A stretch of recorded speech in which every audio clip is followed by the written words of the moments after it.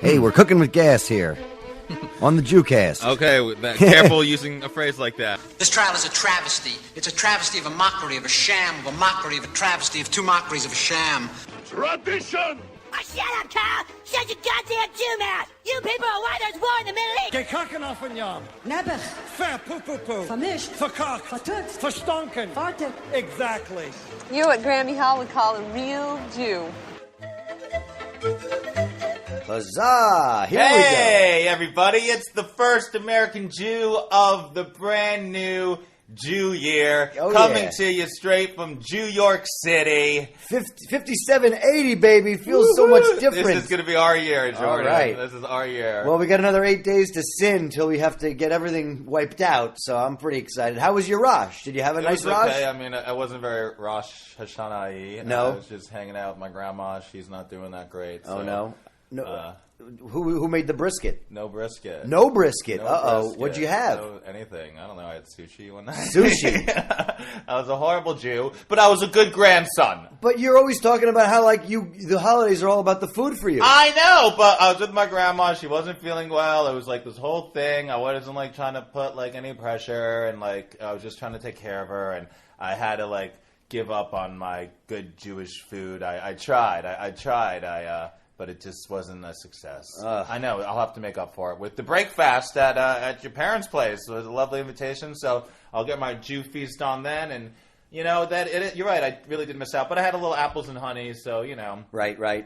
I tried, and I could have brisket anytime. Well, you know, but there's something about, you know, gorging yourself on brisket that somebody in your family made. All right, you well, know? quit rubbing it in. My aunt made the best brisket. It was so thanks good. for saving me a piece. Appreciate that. There was none left. Oh, really? I don't think. I think maybe, well, they probably sent some home with my cousin and his kids because he's Okay. got, you know, there's a bigger brood over there than just me. Well, I hope everybody had a great one. I hope everyone's off to a sweet new year. And yeah, get your sin on before Yom Kippur comes, because that's great about Yom Kippur. Just that one day, and you can fast, and everything's wiped clean. Right. I mean, I don't fast anymore. I stopped fasting years ago. You stop fasting? I stopped so fasting. You carry your sins. Right. I don't really fast either. I don't really I care. mean, as a comedian who's kind of broke all the time, I feel like I have to ration as it is anyway. So, you know, I might not fast on that day, but there are some days where I end up eating far less than I should. Okay. I guess being a broke Jew is like the best of the brokes to be. The best of the brokes, right? The best of the brokes. That's the name of the American Jew book that we're coming out with. Yeah. Well, you know, I say also that you got to love the break fast, which is the only way. It's the only time of year that we pronounce it that way. It's otherwise because it is breakfast food. Right. You know, it's omelets and eggs and bagels and... No bacon, Jordan. I like it. You're like, I'm sitting right after the break fast. The first thing I'm going to do is get my sin on.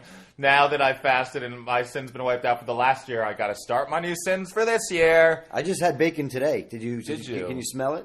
No, I can't smell it. I haven't had any bacon in a little while. Well, we need a good slogan for the podcast, probably. You know, maybe we should join up with this new group that have you heard of Jew Belong? You were telling me about this, and I never felt like I Jew belonged. Well, it's an interesting phrasing. Jew belong and Jew belong and Jew belong. Did Jew eat? Jew belong. Right?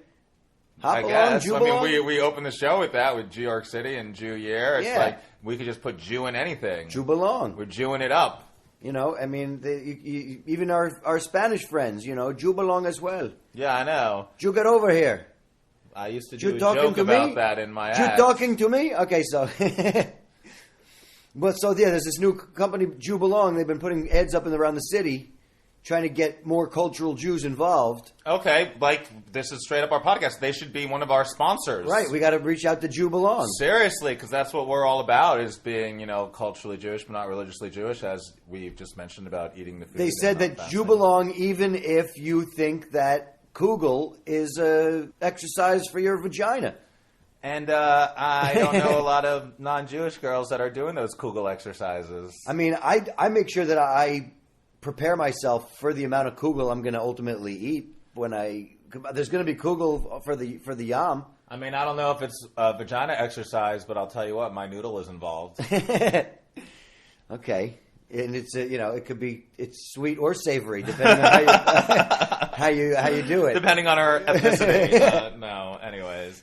But they have a bunch of these Jew slogans. They're putting them up all over the subway, and they're just trying to get more people open to Judaism, and they have these catchy catchphrases. Right. One of them was like, "Go ahead and eat bacon. God has other problems." I couldn't agree more. Right. I mean, that's basically which almost mimics something that my grandmother used to say. My grandmother used to say, "Sins come out of the mouth, not into them." Okay, so eat what you want. It's the judgment that gets that's more of a sin on somebody that might be eating something that you're. I agree with that. I really believe that too. It's not the doing the wrong; it's the people who judge the people doing the wrong. I think that's what's wrong. I think that has been a major turnoff for me growing up as a Jew in Miami Beach in the modern Orthodox community. Shout out to Beth Israel Synagogue. So what do you remember some other these Jew slogans? They understand that. Their philosophy is not for everybody. They're like, well, we're Jews. We're not going to agree on everything. It's true. Jews like to fight. It's not your grandfather's Judaism. It isn't. It's a whole new Judaism these days.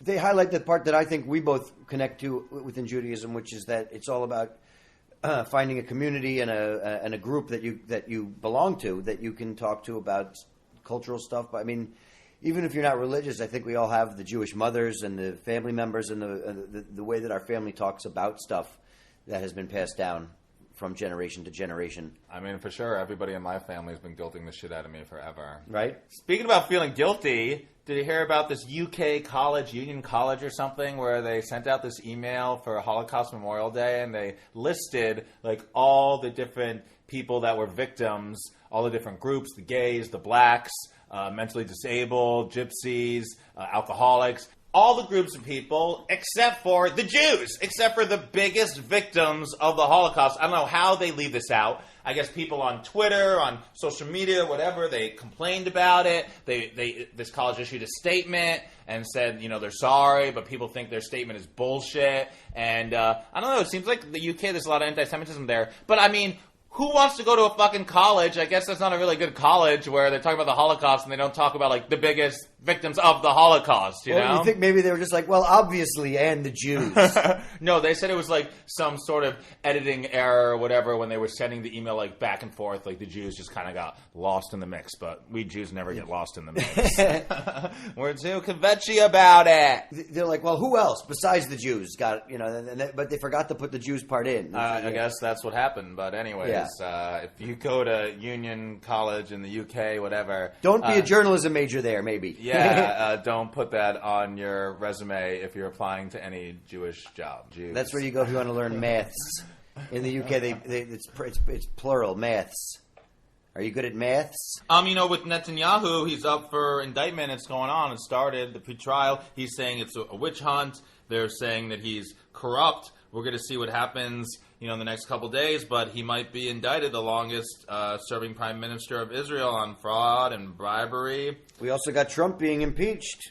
I know. All good things. Hey! Let's get rid of Netanyahu. Let's get rid of Trump. So we'll see what happens. But it looks like there's definitely going to be a shakeup in the Israeli government, and I think that's going to be a good thing. Perfect. And I don't know if you read this week's Torah portion, but we're getting really close to your favorite part. Moses is going to die it's soon. It's not my favorite part. It's just I feel like it's been building up a lot to Moses' death, and it's like, is it going to happen? But he talks about it in this week's. This week he knows it's coming. This week he's like, hey, I'm about to die. And 120. 120 years old. I mean, back then, is that in dog years? I don't understand. Jesus Christ, that is fucking old. 120, how is 120. Dude, how's he even walking in the desert anymore? Man. Is he sitting on the ark while they carry it? So, obviously they went through 40 years in the desert. So how old was he when he was walking up and down mountains? Jeez, I don't know. Right? Yeah, was he 80? I don't know. We got to get That's a better... fucking crazy. We got to get a better timeline on Moses. My dad is 77. He still skis. He could still hike if he needed to. Okay. He's still pretty spry. Well, yeah, Moses is getting ready. He's preparing. He's passing the torch to Joshua. Right, he's passing it down. And he's saying not only is he going to die, he can't go forward. He's not allowed to go. I might as well die here. I can't come in. He's not allowed to go into Israel anyways. I'll be fine sitting here on a mountainside while you guys go have fun. Yeah, this poor guy. If anyone deserves to go to Israel, I think it's him. Yeah. It's kind of like a smack in the face. It's kind of like sending out this kind of like statement to all Jewish people that's like, no matter how good you do, no matter how good you care, if you just mess up a little bit, you're still going to be fucked. I mean, did he not fast for Yom Kippur? So Moses, I guess, he starts putting his last parts of the Torah that he's writing. From here on in, Moses isn't like the writer of the Torah anymore. Right, it's Joshua from here on out is the one that's... And I think some of the Levites or something like that. Yeah, the Levites get the safekeeping and they put it in the Ark of the Covenant, which is, I guess, one of the prequels to Indiana Jones, Raiders of the Lost Ark. And then he tells the Jewish people that, by the way, I know you guys are going to fuck this up. I know, it's like no faith and everybody's like, oh, and it's coming. You guys are going to screw everything up. I know you guys are going to screw this up. You're going to turn away from God and think bad things are going to happen to you. I already know this.